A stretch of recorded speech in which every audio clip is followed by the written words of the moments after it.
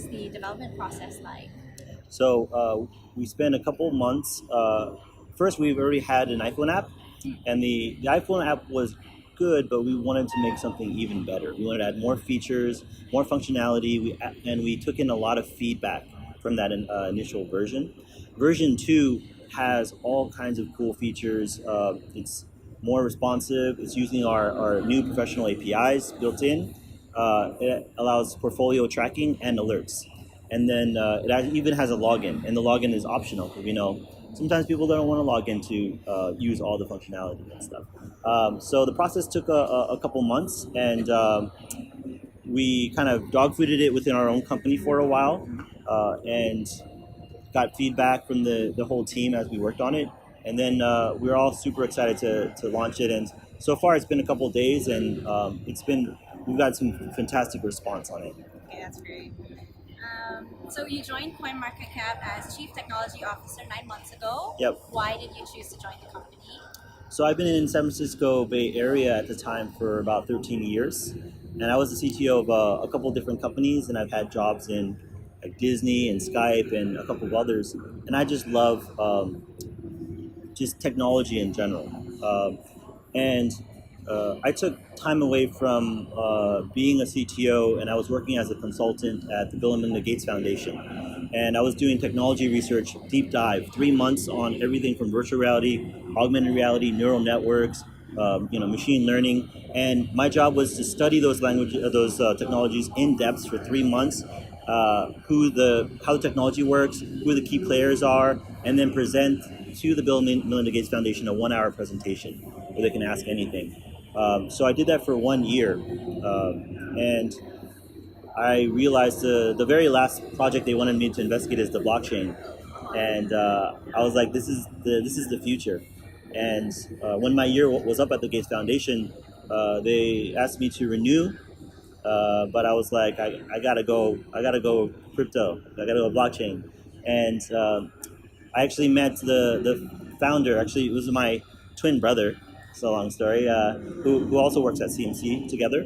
So we had this consultancy, and he's the one that randomly met the founder of CoinMarketCap, and we said, "Hey, do you need some help?"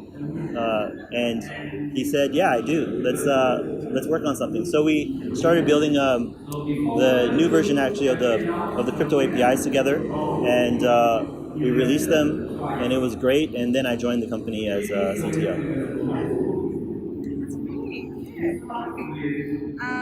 So how does CoinMarketCap maintain its dominance as a premier price tracking website for cryptocurrency? We're always really grateful for our users, and really I think we maintain our popularity through the will of our users, and we have good SEO as well. And being one of the oldest, if not the oldest, like crypto tracking site. We've been around since 2013, so definitely some first mover advantage there. But we also move very slowly in terms of changes, and we move with a lot of intention when we do that. So I think people like it that we're not changing the site every single week. We're adding newfound things, and we're providing things that provide a lot of value. Saying that, this year we're actually going to be releasing 4 projects. We had 6 projects, and 2 of them were the Android and iPhone app we just released. So check it out. We're going to be releasing really good stuff soon. And it all has to do with giving users more access, more granularity, and just more data in general. 2019 is going to be very fast. Yeah. Awesome. It is. So CMC also maintains a list of top 100 cryptocurrencies. Yep. What do you notice about the top 10? What does it take to get there? I think the number 2 things is having a real case and utility, and the other thing is having really good branding.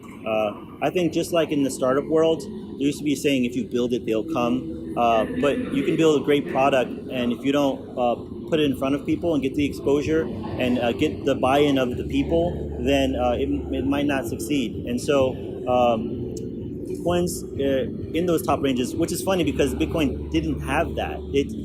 But it did have something that other coins didn't, which is 10 years of history of slowly getting there.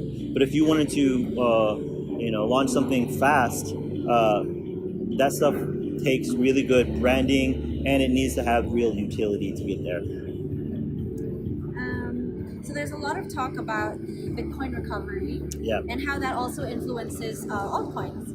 So perhaps you can share a little bit about crypto winter and what that means for tokens nowadays.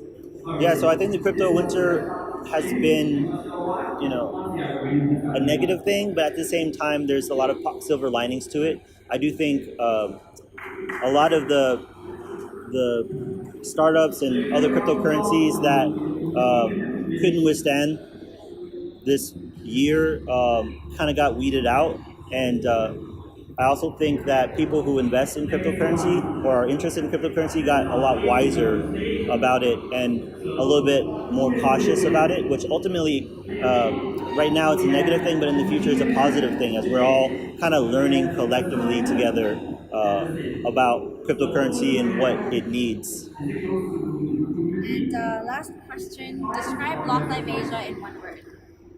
I would describe Blocklight Asia in one word as creative. I think that it's just the user experience and the design of it is I love it. I just see like make blockchain great again everywhere and all kinds of it's fun in the way it's set up. So creative is my word. Thank you so much. Yeah, Yeah, thank that's you. all.